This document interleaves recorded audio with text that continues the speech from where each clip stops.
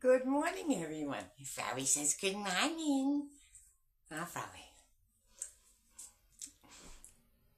Today is, April 30th. What a beautiful day it is here. It's very, very windy, so the windows are closed. I am making this video. Let me see. Let's see so you can see. But I want you to hear me too, so I guess I'll come up here and who cares if you can see my forehead or not. Right, Fabi? You're so cute. So anyway, this video I'm going to call Manifesting New Rivendell, because that's what's been in my consciousness lately, is manifesting this new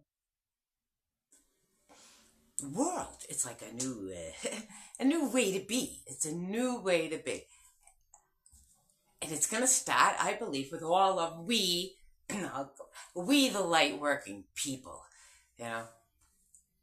chosen ones, light workers, whatever you want to call us. We, those who have eyes that see and ears that hear, and, anything that's unclean or lies, unfairness just doesn't sit well with us, okay? And we're going to change the way the world runs.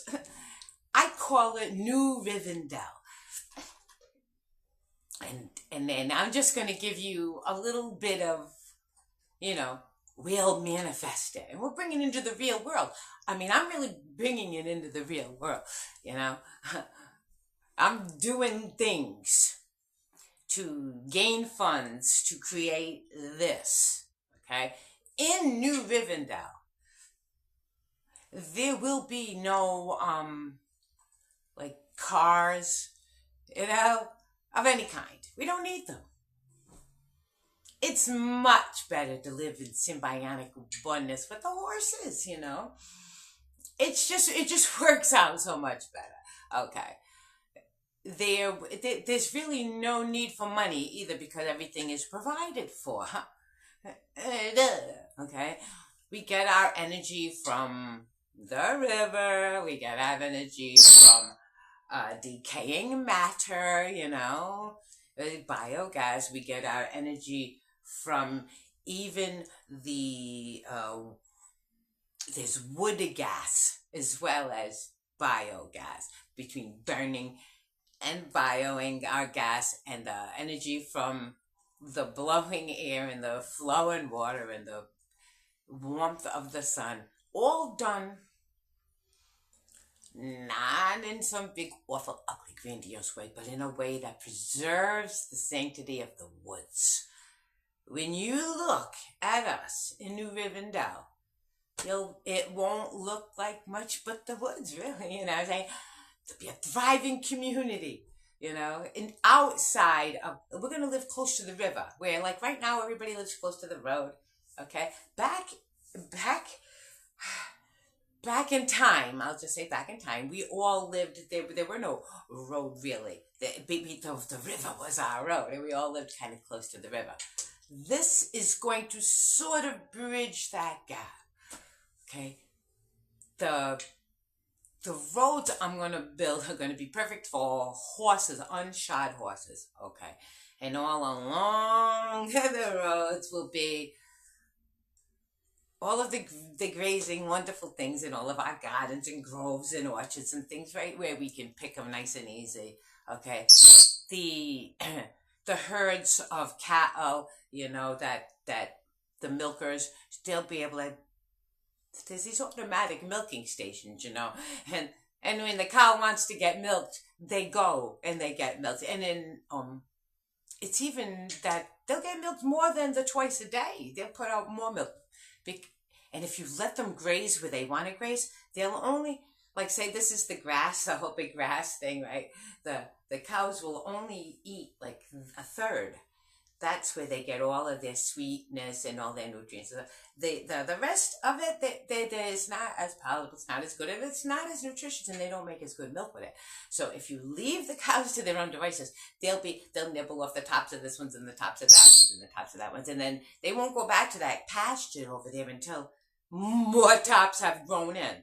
You know, you don't make them eat down to the ground and eat roots and stuff, dead hay. And so if there's going to be this big, long greenhouse that's open on this side and open on that side, so there's always grass growing, you know, even in the winter, you know, and fresh water for them to drink. And then they'll take care of the rest of it. They will.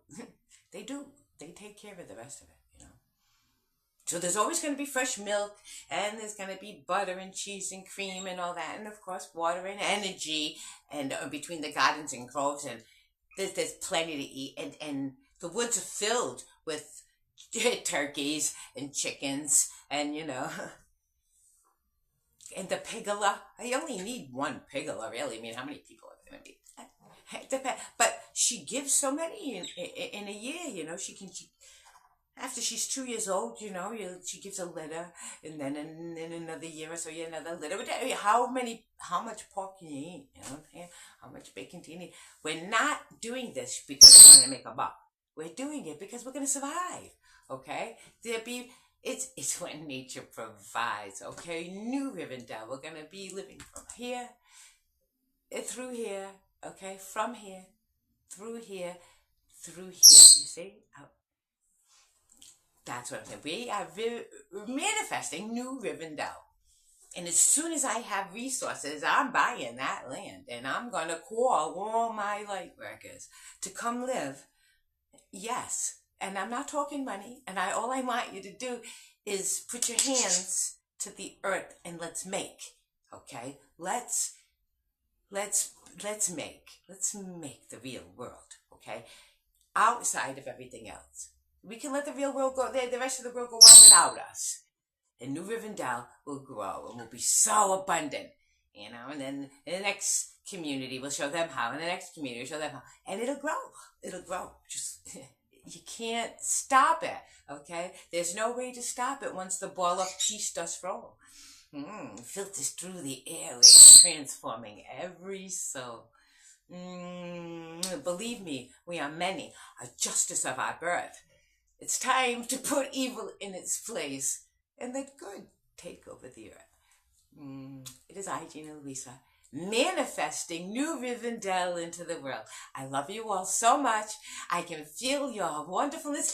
I can feel the sparks now. People start to believe in yourself. Yeah, in your true natural self. I can feel it. Let the spark. Yes. Be proud. They say pride goes before a fall. Bullshit goes before a fall. No. God's proud children. Taking back this earth. Because it's ours. Mwah. I love you all.